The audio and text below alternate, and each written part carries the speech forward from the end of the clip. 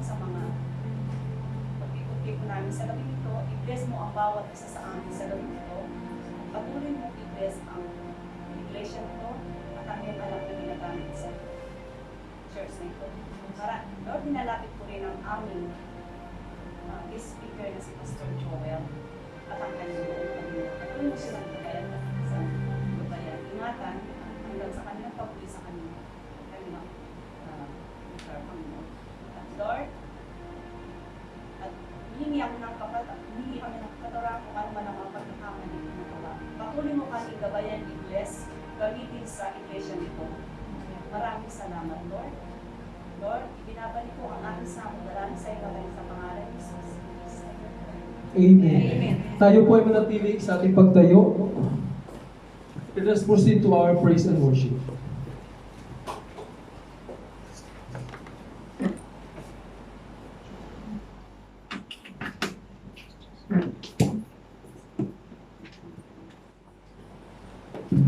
Let us sing, Be Unto Your Name.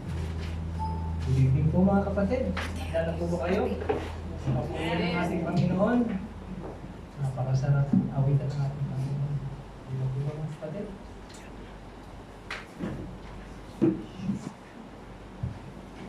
Let's sing our hearts out to the Lord.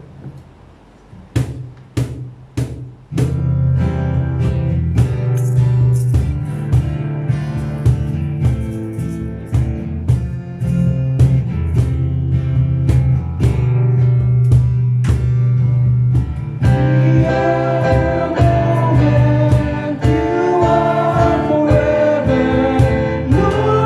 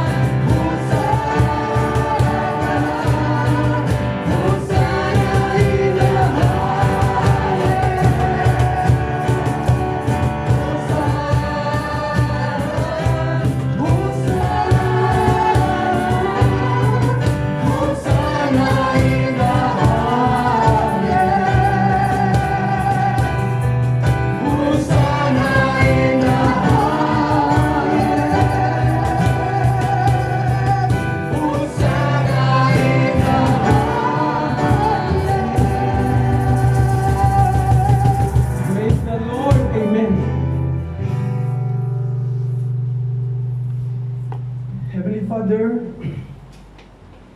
we are so grateful sa mga nagawa mo sa mga buhay natin, Panginoon, sa buong ito. Kung ano man ang narating namin sa time na ito, utang namin sa inyo, Panginoon. Ang iba sa amin, Panginoon, nagdanas ng mga problema sa kanilang mga buhay. Ang iba sa kanila, Panginoon, nahihirapan sa trabaho nila, nabibigatan, humihina, Panginoon. But still, Panginoon, you are really a faithful God na tumutulong sa amin. Every moment, every day, meron kang guardian angel, Panginoon, who comfort us. We have also the Holy Spirit in our heart, who inspires us, Panginoon. Kaya Lord, wala kami pwede i-complain dahil napakabuti ng Diyos. Kami lang, Panginoon, ang nagkulang. Kaya humihingi kami ng kapatawaran sa mga pagkukulang. Pinubuksan namin, Panginoon, ang aming isipan at ang aming puso sa gabing ito. Ipadama mo sa amin, Panginoon, ang presensya mo, Panginoon, sa kalagitnaan namin. That you are also worshiping together with us. Sana yung aming pagkanta hindi lang hanggang dito sa bubong, kundi nabuksan ang pintuan at bintana ng langit sa aming mga sigaw, sa aming pagkanta. Lord, ikaw po mag-bless sa simbahan na ito.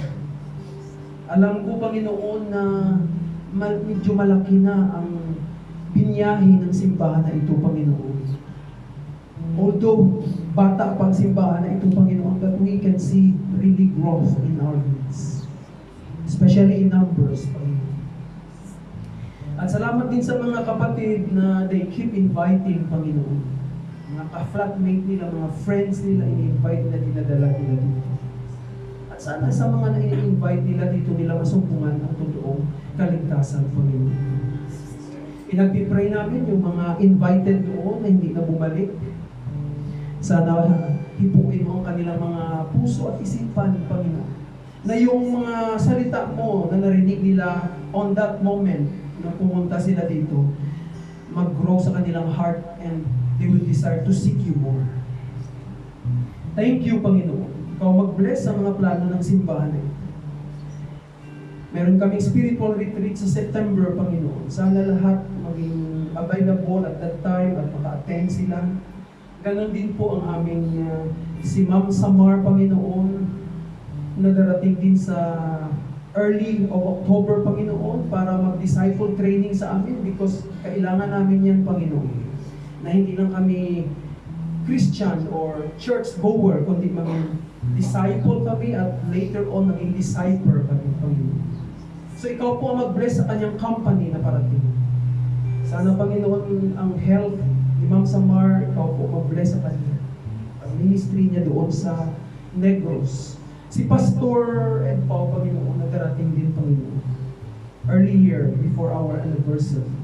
Ikaw din po mag-bless sa kanila, sa kanilang mga pangangailangan at ang health din nila, Panginoon. Yung plan ng Dubai group, Panginoon, na darating dito, Panginoon, para pagkaroon ng choir or concert, Panginoon, evangelism concert.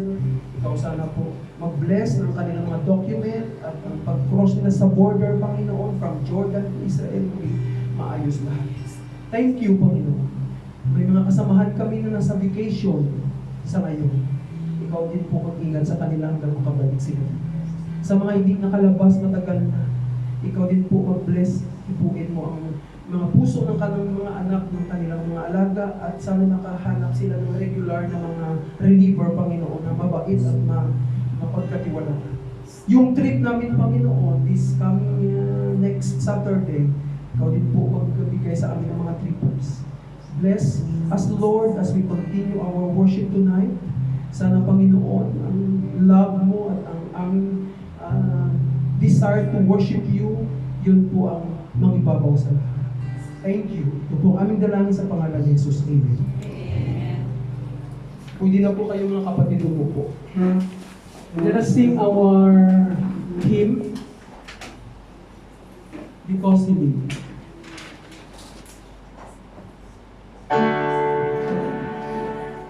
God sent His Son, sing. God sent His Son. They called Him Jesus. He came to love. He went for thee.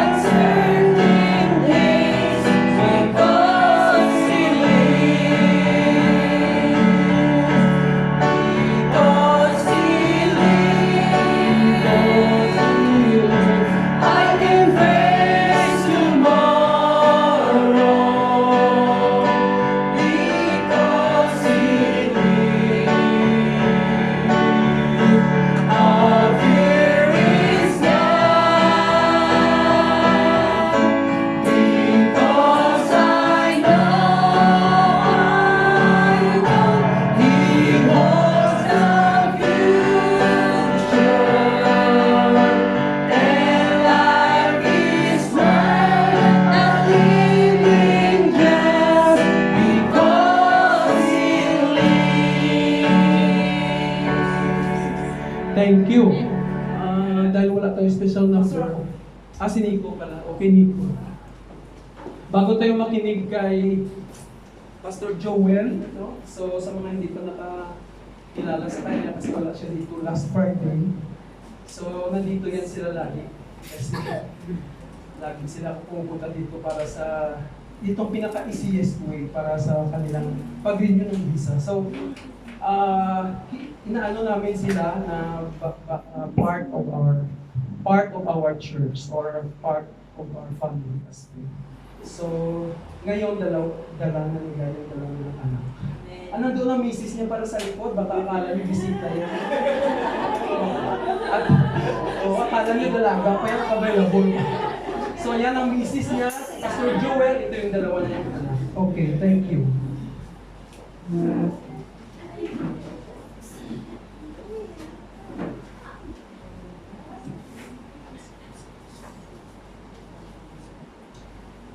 Yan po sa Diyos po ang papuri. Ang title ng song po ay Salita Mo.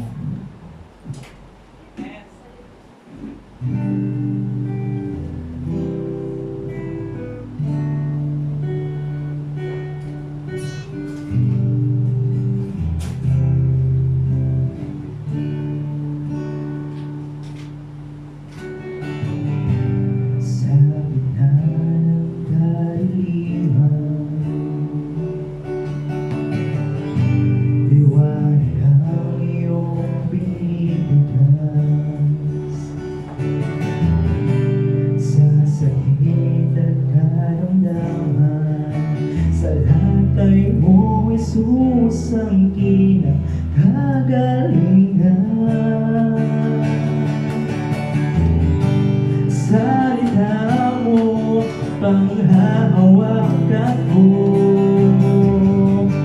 Salita mo, tapat at totoo, lahat ay nasa'yo. Sapat sa buhay ko, salita mo ay nararanasan ko.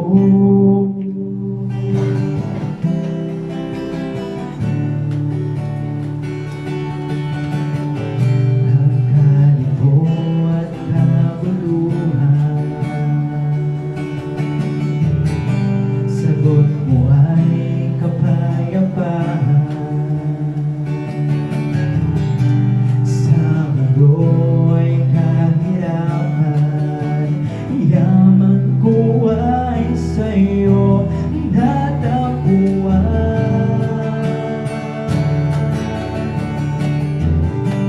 Salita mo, panghahawakan ko.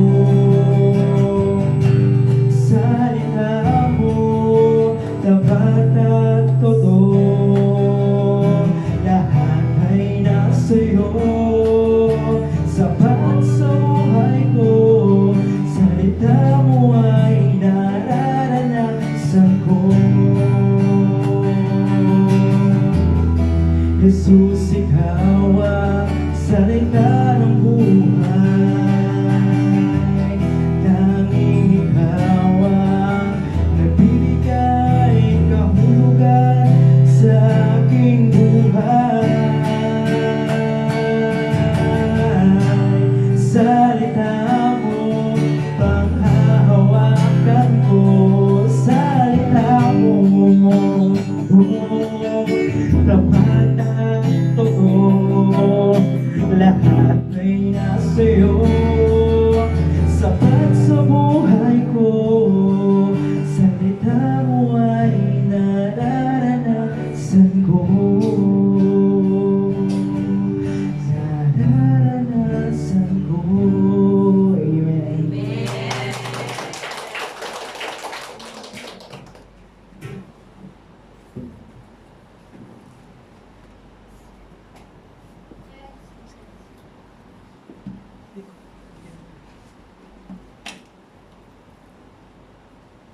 Maraming salamat kapatid sa special number na yan. Isang malaking blessing. Salita ng Panginoon na ay ating nararanasan. Faith music. Oh. Bibigyan ko kayo ng ilang albums nila na may chords at maraming kanta nila. Okay, share ko sa inyo. Sa mga paborito kong Filipino music team, worship music Manila. Magaganda po yung mga kanta nila. So, very inspiring, very sound yung kanilang ginagawa mga songs. Original. We have to be proud about that. Sabi ng Psalm 122, I was glad when they said to me, sabi ni David, let us go into the house of the Lord. Isang malaking kagalakan sa akin at alalam po kay Pastor Ben na makita ang mga anak ng Panginoon ay pupunta sa bahay-sambahan. Okay? Para mag-worship, mag-praise, at ibigay ang lahat ng pagkakas sa Panginoon, mag-serve. So, yun po ay natutuwa ang Panginoon Diyos. Hindi lang tayo, bilang mga manggagawa, bilang kapwa mananampalataya, kundi ang Panginoon mismo ay nagagala kapag nakikita tayo, nagtipon-tipon, na nag-aaral ng salita ng Panginoon, nagpupuri sa Kanya. Pero alam niyo po ba, na hindi lang interesado ang Panginoon sa buhay natin kapag oras ng pangambahan, kundi kapag oras na nandun tayo sa ating pribadong mga buhay, nandun tayo sa ating mga trabaho, sa buong linggo, interesado sa iyo ang Panginoon. Diyan po iikot yung ating pagkaaralan ngayong gabing ito. So, sa mga pagkakataong gusto tayong kausapin ng Panginoon, gusto na tayong mas lalong maka-fellowship, kahit nandun tayo sa oras ng trabaho natin. Okay? Gusto ng Panginoon na ma-involve siya sa buhay natin, sa ating pang-araw-araw na buhay. Dahil gusto ng Panginoon na siya yung maging prioridad ng buhay natin. regardless kung ano man yung ginagawa po natin. Yun po yung ating pong pag-aaralan ngayon patungkol sa pagkakataong nandun tayo sa ating outside worship service na buhay. Okay? So doon po natin titignan na madalas, yun yung mga eksena na very busy tayo. Nandun lahat yung ating binibigay na kalakasan natin. Lahat na ini-enjoy natin yung expertise natin sa buhay, yung profession natin, kung saan tayo magaling, doon tayo binipost natin yung lahat ng ating makakaya. Tinalan niyo po ba na kadalasan ay napapanghinaan tayo ng loob dahil parang walang nagiging saysay yung ginagawa natin. Na kahit alam po natin yung paikot-ikot na ginagawa natin, parang may kulang. Okay? At parang nagiging hopeless pa nga tayo, frustrated. Pero alam po natin, gusto ng Panginoon na maalala natin na ang kailangan pala natin ay siya na involved dapat sa ginagawa natin, maliit man o malaki. In times of need, nandiyan po ang Panginoon para sa atin. Okay? Buksan po natin ang ating mga Biblia sa John chapter 21. Okay? John chapter 21 verses 1 to 14. Diyan po tayo magpo-focus mula ngayon.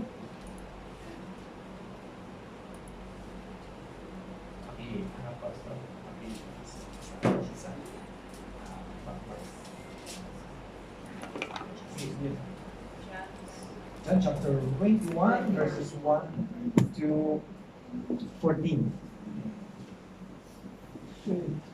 Buksan ko na.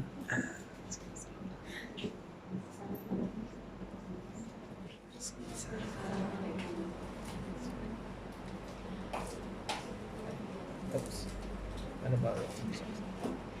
Yun. Sa first. And then, okay.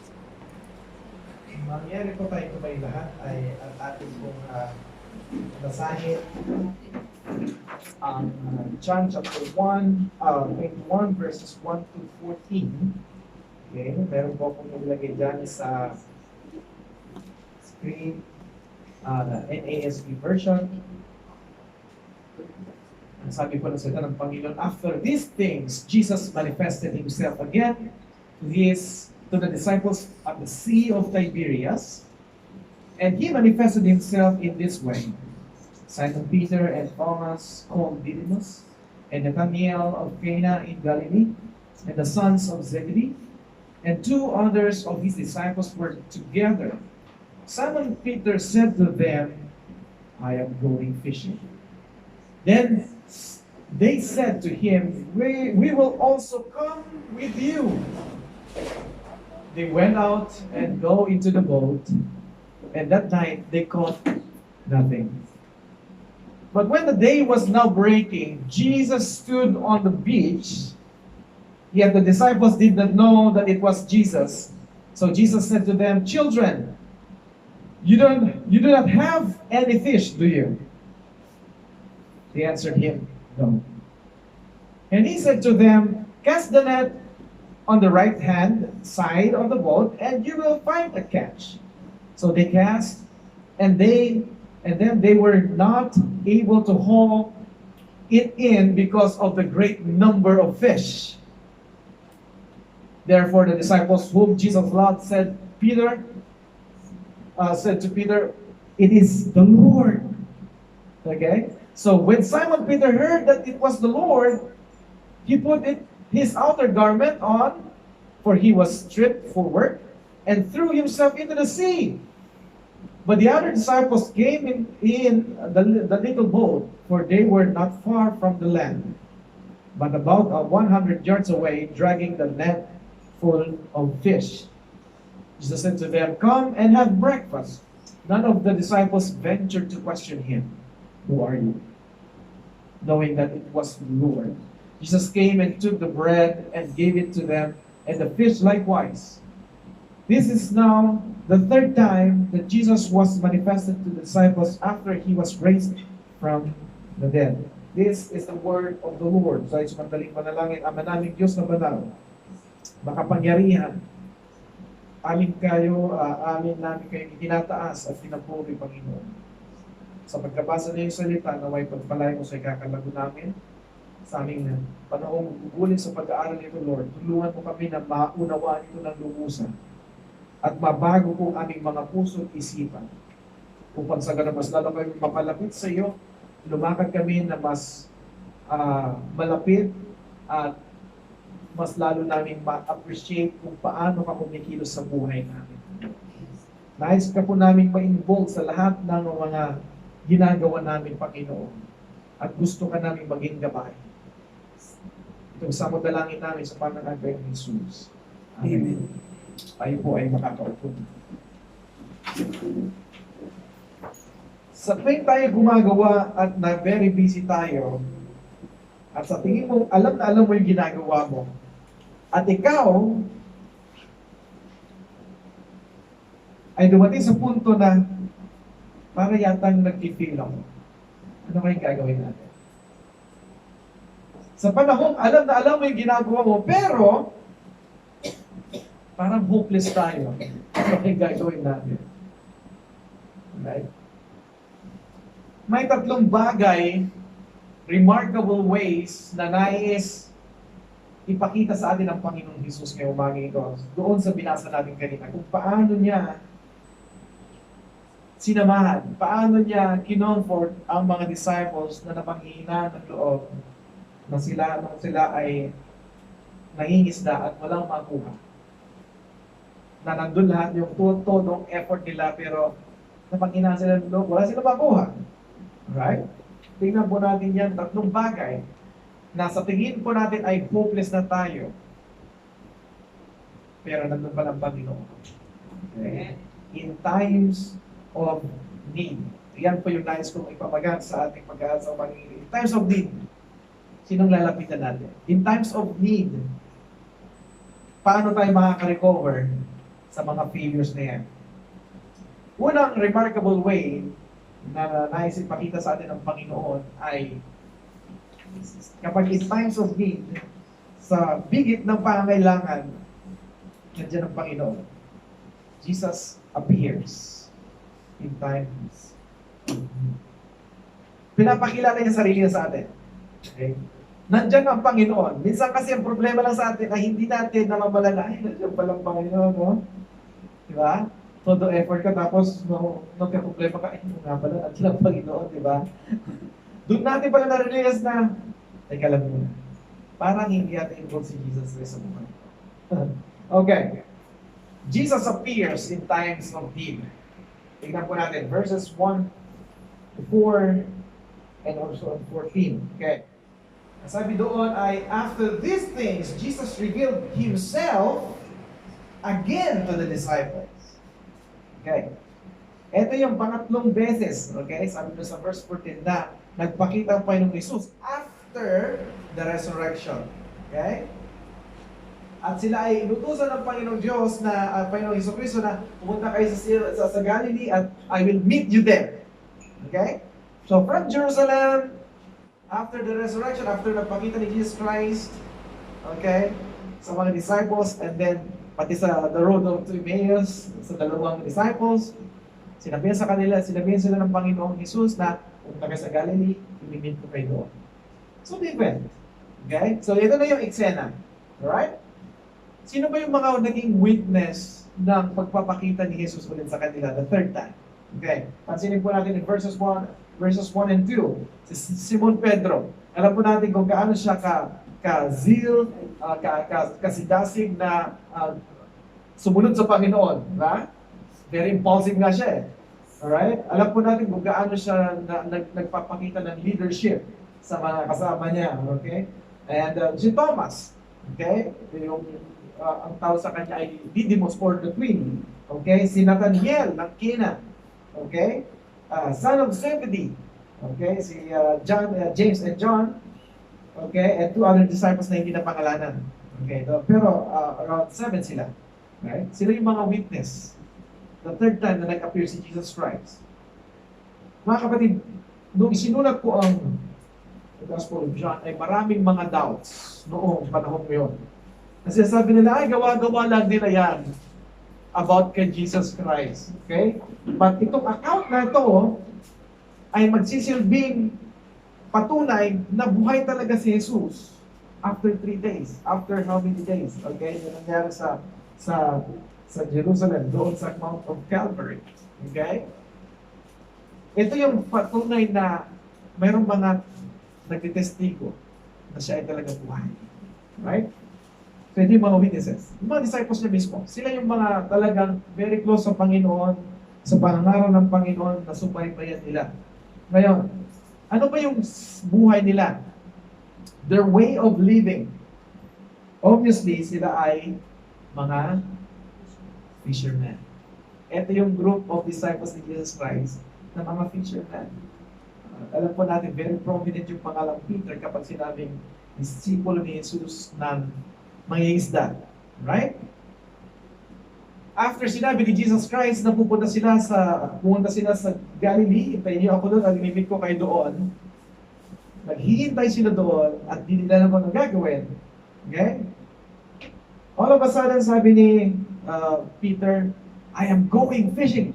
Mangingisda ako. Alright? May tatlong mga interpretasyon sa term na ito. Nung sinabi ni Pedro na mangingisda ako.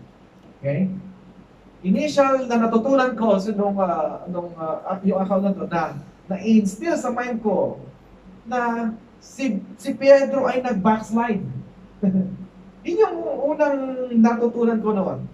Pero nung aking pinag-aralan ito, nung dinidevelop yung preaching na ito, nakita ko na marahil hindi nag-backslide si Pedro. Okay? Marahil si Pedro ay gutom lang from Jerusalem, bumalik sila ng Galilee, wala silang trabaho, kailangan nilang kumain, mayroon silang pamilya kailangan pakainin.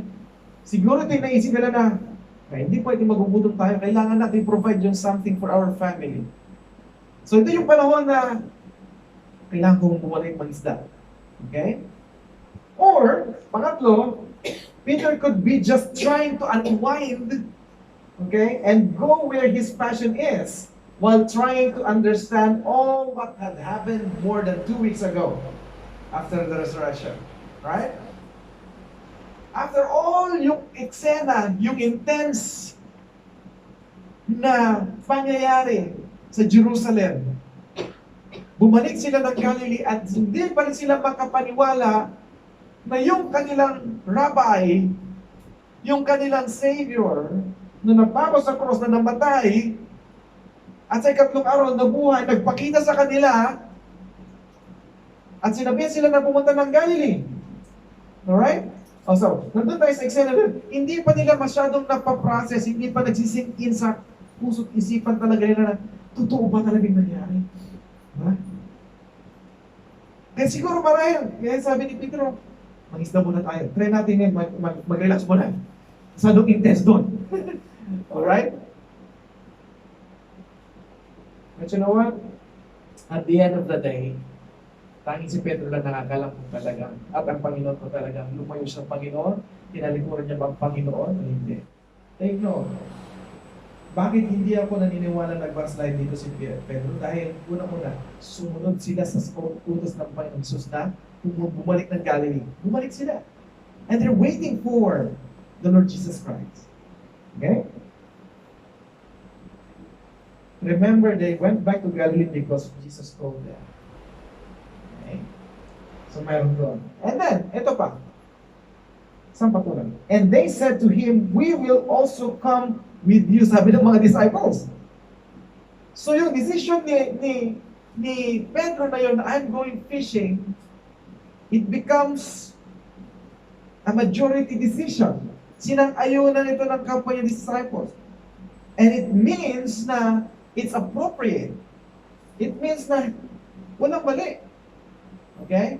Probably, okay? Let's give the benefit of the doubt dito. The disciples agreed to Peter's idea to go of going back fishing. Okay? We can see here the influence of Peter na nung sinabi niya, pupunta ako magsiswimming, mag-fishing. Okay? Sabi naman, sama ko sa iyo. Okay, na-miss ko ang fishing after how many years? Di ba? Parang na-miss ko doon. Na-miss ko yun. Di ba?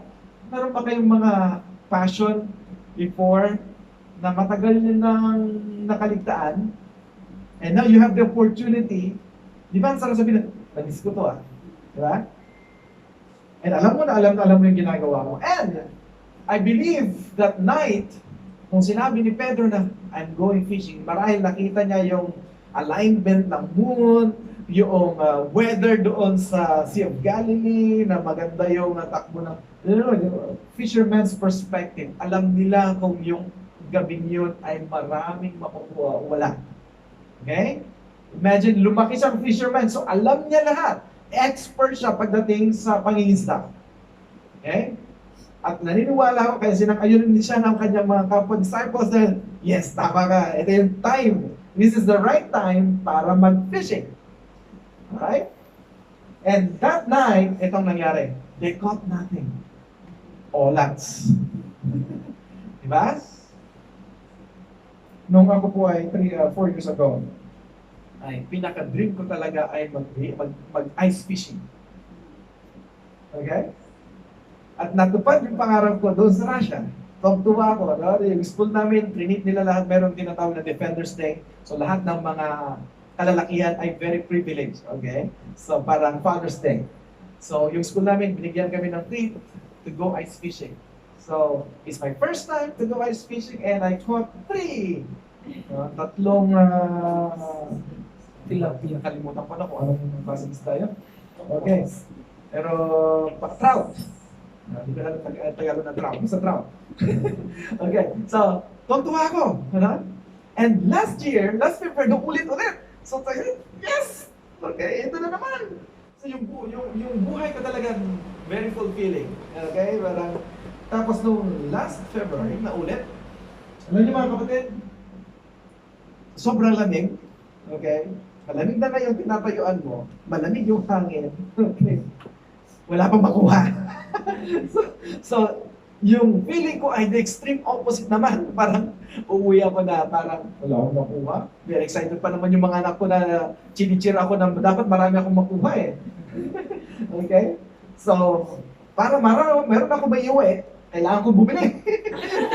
So, binibenta naman nila yung wala akong makuha, pwede ka naman bumili ng fresh. Okay? So, sa Moscow kasi mostly ng mga isda ay frozen. So, doon fresh. So, medyo naigsa naman yung aking kalungkutan. Pero, makita ko na doon sa itong mga fishermen nito, very excited sila, ng isda, alam nila kung ano yung mangyayari doon because they know, they expected na marami makukuha ng isda pero wala sila. Alam niyo yung frustration? Na-experience nyo na ba na ang galing-galing mo sa isang bagay, pero nag-fail ka doon? Okay? Have you ever experienced that you have this expertise? Pero parang upside down. Ito yung nararamdaman ng mga disciples. They felt hopeless. They felt failure. They felt that they are losing. They felt that hindi sila successful. Kahit na alam nila, master nila yung ginagawa nila. Alam niyo mga kapatid, dito yung pagkakataon na kailangan natin Panginoon. Okay? Maybe you know for sure that you mastered everything sa buhay mo. Galing-galing mo pala dito sa area na sa buhay mo. Pero bakit? Parang hindi successful. Diba? Okay. This was probably the feeling of the disciples then. Ang galing-galing nila, pero wala sila naman. Very, very disheartened. After their hard work, and they caught nothing. Wala. Okay? Now, we can see here also the wonder of Jesus' appearance. Na nagpakita ng Panginoong Jesus sa kanila. Hopeless sila. Hindi nila alam kung ang gagawin nila. Siguro yung mukha nila hindi na maipinta. Siguro, uwi na tayo. Okay? Uwi na tayo. Malungkot sila. Walang makuha. Okay? Maybe medyo umiinit na yung ulo nila. Pero ito matindi. Okay? So, sabi ng Panginoon sa kanila, but when the day was now breaking, madaling araw na, okay, takip sige, mukhang liwayway. Okay, Jesus stood on the beach, yet the disciples did not know that it was Jesus. Hindi pala si Jesus. Hindi nila alam na si Jesus yun, pero nandun na si Jesus Christ. Okay? Ito na yung sinasabi ko kayo na sometimes, nandun tayo sa eksena parang nandun ang Panginoon pero hindi natin napapansin. Nandyan pala ang Panginoon pero hindi natin talagang iniintindi na nandyan siya. Alright? Eto. They made themselves wonder. Sino po yung nandun? Okay? Okay, this is now the third time na nagpakita ang Panginoon sa kanila. Probably they were focusing too much doon sa eksena na they failed to catch fish.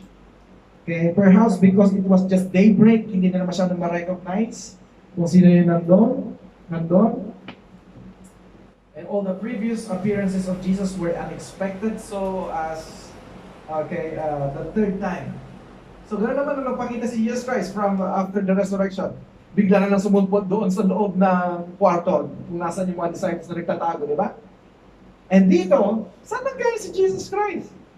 Naglakad? Saan siya naglakad? Saan siya galing? Okay? From Jerusalem to Galilee? Hindi natin alam kung paano. But it's always been a wonder for them noong nagpakita si Jesus sa kanila after the resurrection. Okay? Now, what a wonderful thing to think about that Jesus showed up at their workplace. Ito yung maganda dun eh. Regardless of kung paano man nagpakita si Jesus o paano nakapunta, hindi mo masarap maramdaman o maintindihan na si Jesus may nice or nandun yung presensya niya kapag nandun tayo sa workplace. Diba? Hindi lang Sunday, hindi lang natin Sunday nararamdaman ako yung presensya ng Panginoon talaga very, very evident sa ating mga kalagitnaan. Pero you know what? Daily basis, private life, yung ating daily life, gusto ng Panginoon ay maging evident din siya sa iyo. Gusto niyang maramdaman mo na nandun talaga siya. Okay? Now, ito po yan.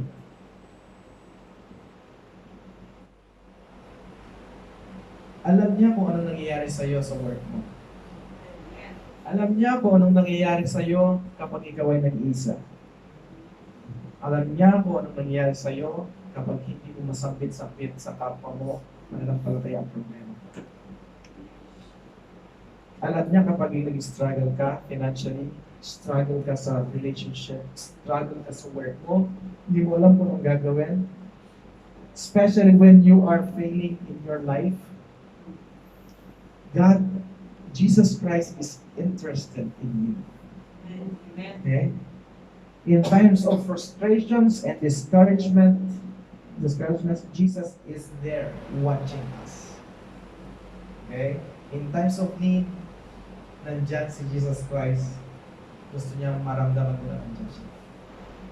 In times of need, when we are fruitless, failing, we are frustrated, Jesus, alam niyo ano gusto niya gawin sa buhay natin?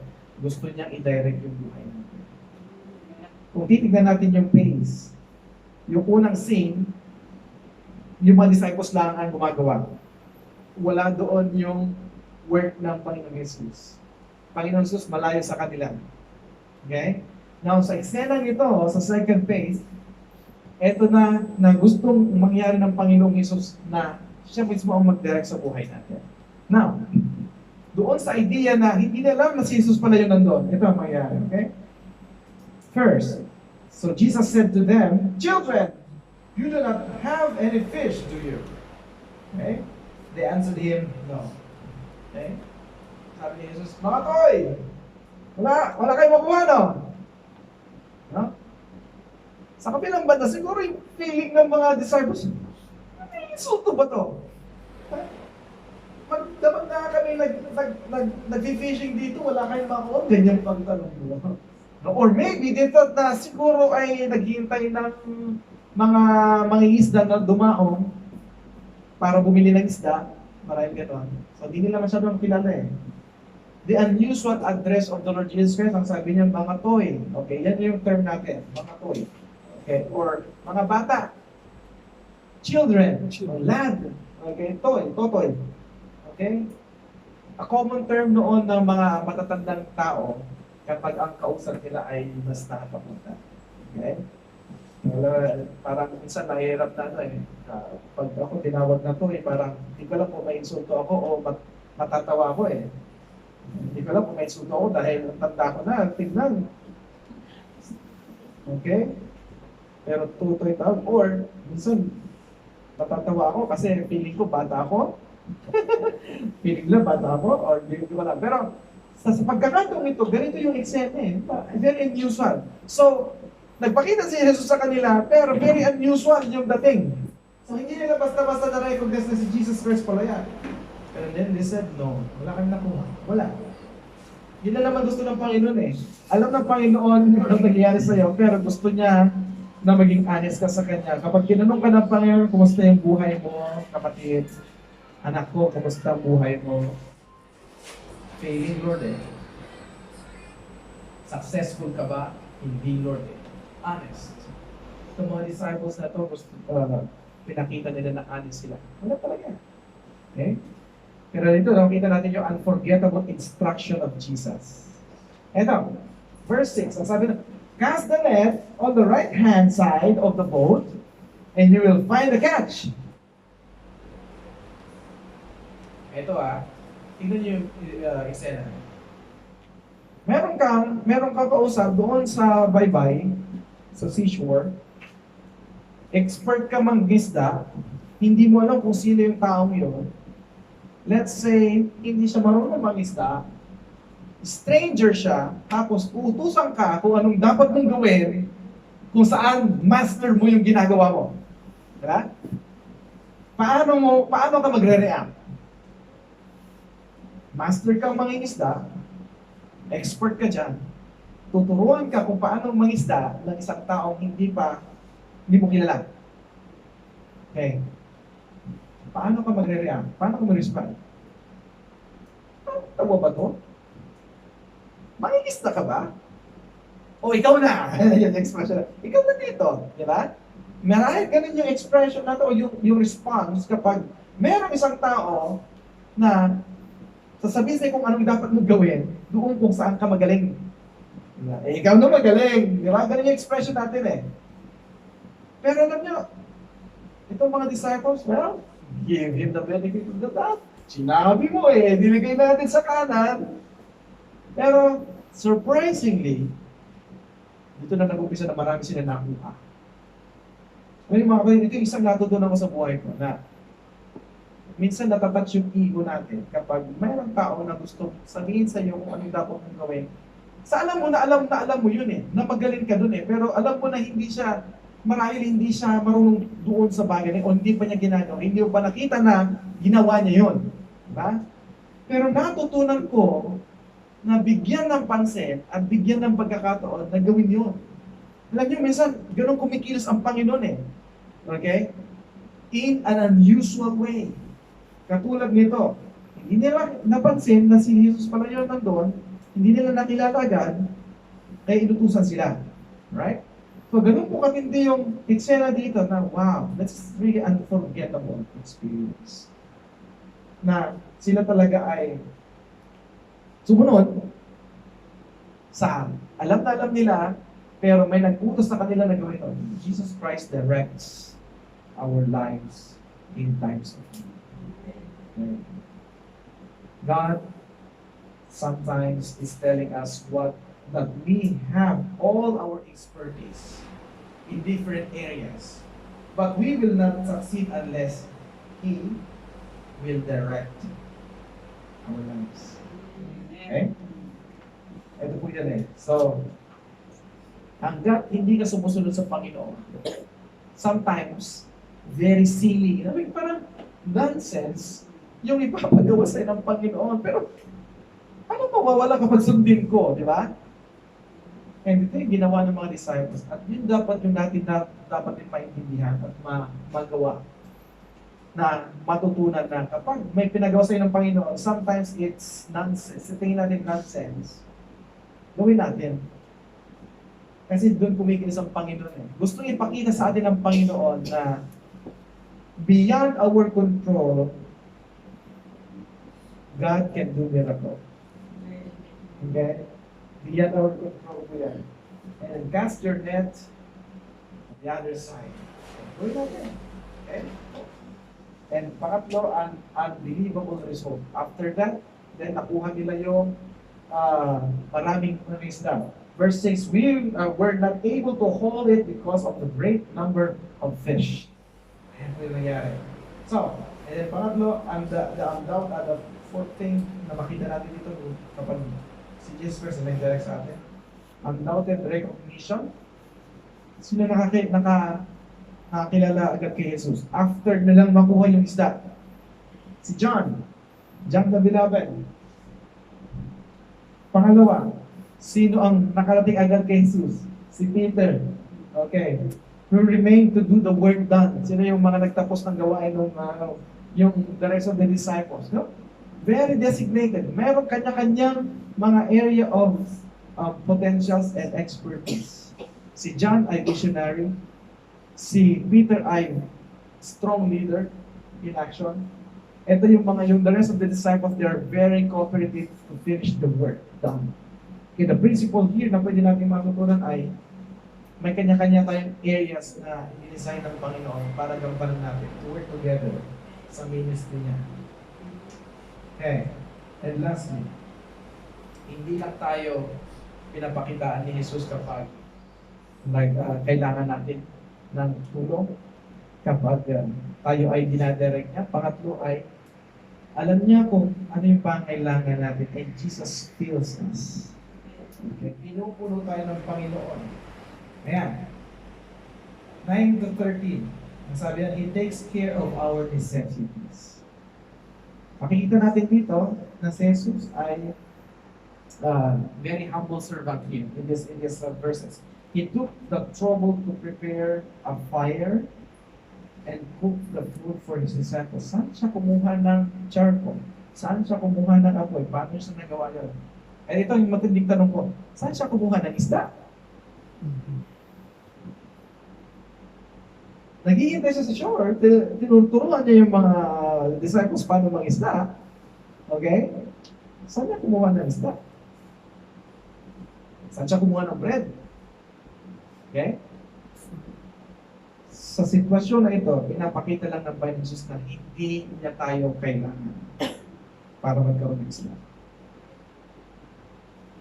Diyos siya, kaya niya mag-provide ng isda. Pero gusto niya lang ituro sa atin kung paano mag-isda. Diba? Alam niyo, nagre-reflect ito doon sa feeding the 5,000. Why? Kasi they know how to fish, pero hindi nila inisip yung the time. They just depended doon sa isang bata na mayroong 5 fish, 5 loaves, 2 fish. Okay? So, this time, tinuruan talaga sila ng Panginoon paano talaga totoong mangisda at paano mag-depend sa Kanya. Alright. He takes care of our necessities. Second, He teaches us lessons. Anong lesson dito? Okay, gawin ko kanina. He teaches us how to catch effectively. Hindi lang basta catch fish. Effectively. Marahil doon sa expertise natin sa buhay natin, alam na lang natin, pero hindi natin ginagamit in an effective way. Diba? Pangalawa, He teaches us how to check our immediate needs. Ano sa verse 12? Come and eat and have breakfast. Sabi ni Jesus Christ. Alam niya kung ano yung immediate need natin. At yan, ang nais ituturo sa atin ng Panginoon. Alam niya kung ano yung pangailangan mo, kapatid. Kaya ini-invite ka na, lumapit ka sa akin. I have all the means. I am the source. Ito pinapakita ni Jesus Christ dito, okay? And third, He teaches us how to serve and fellowship. Anong ginawa ni Jesus Christ? Verse 13, He took the bread and gave it to them. Okay, the fish likewise. Okay, so nagpa-flashback na sa isipan nila yung nangyari marahil doon sa feeding of the 5,000. Breaking of bread, dividing the fish, okay, giving fellowship, serve and fellowship. And He teaches us from the past experiences. Ito yung nangyari dito. Okay? It reminds the disciples of feeding of the 5,000. Sabi ko kanina.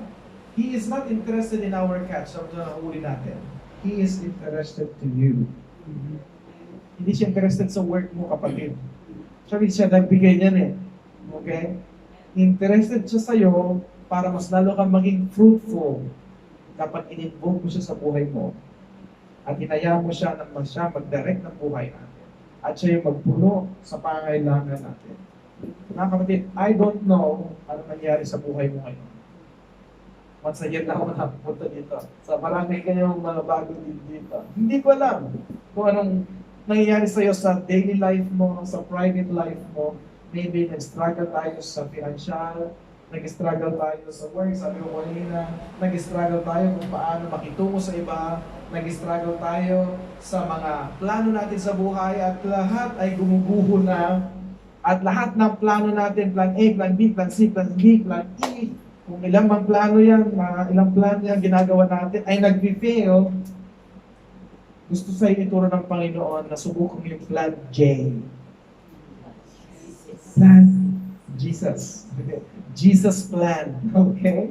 Perhaps God is talking to us right now. Ano kaya yung expertise ko na nag-fail? Involved kaya ba si Jesus doon? Or, tanongin natin sa sarili natin, gusto ba ng Panginoon talaga na maging successful ako? Gusto ng Panginoon yan. Pero paano? Hayaan natin si Jesus ang maging gabay. Sa oras ng pangangailangan, Jesus not only appears in the situation, Jesus not only wants to direct our life, but He wanted also to fill us. In times of need, let Jesus be our guide.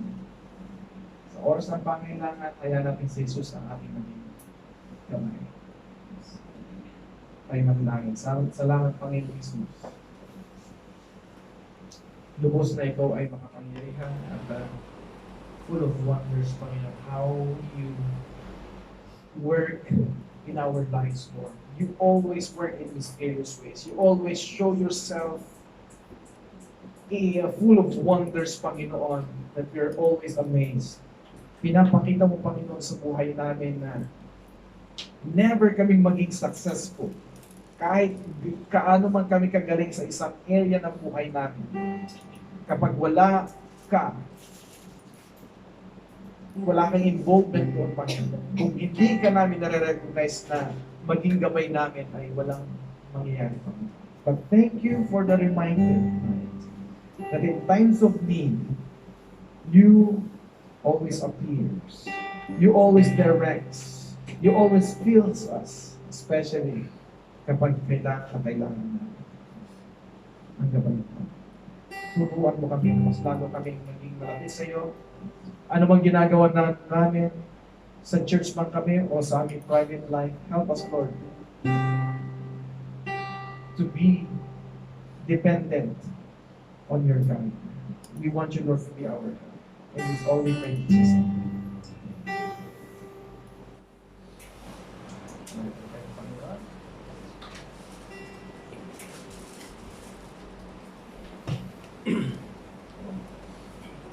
Amen, mga kapatid. Sana na-bless kayo sa narinig natin sa gabi ito kasi ako nakaupo ako diyan sa gilid and many times ko na rin na-preach ang message na yan pero may mga nakuha pa rin ako kay Pastor. Okay, so pag nakinig po tayo lagi, meron laging binibigay ang Panginoon na bago. Especially kung bago tayo magpunta sa church, we are praying for the pastor. Kasi pag pinagpipray mo daw ang pastor, kahit matamaan ka, okay lang yan. Pero pag hindi, paglabas mo galit ka sa pastor. So para hindi kayo magalit, ipag-pray niyo siya lagi, Lord, sana pag labas ko mamaya sa church, natamaan ako pero na-bless ako. Okay, so thank you, Pastor Joel, sa paggamit ng Panginoon. So, uuwi na yan sila next Wednesday. So, kung mayroon kayong pakimkim, so, mas lalo siyang masaya kung uuwi. Joke lang, mga kapatid. Pero medyo slight lang yan na may katotohanan. Masaya ko kami sa Panginoon makita. Okay. So, nung dumating si Pastor Joel dito, konti lang kami at saka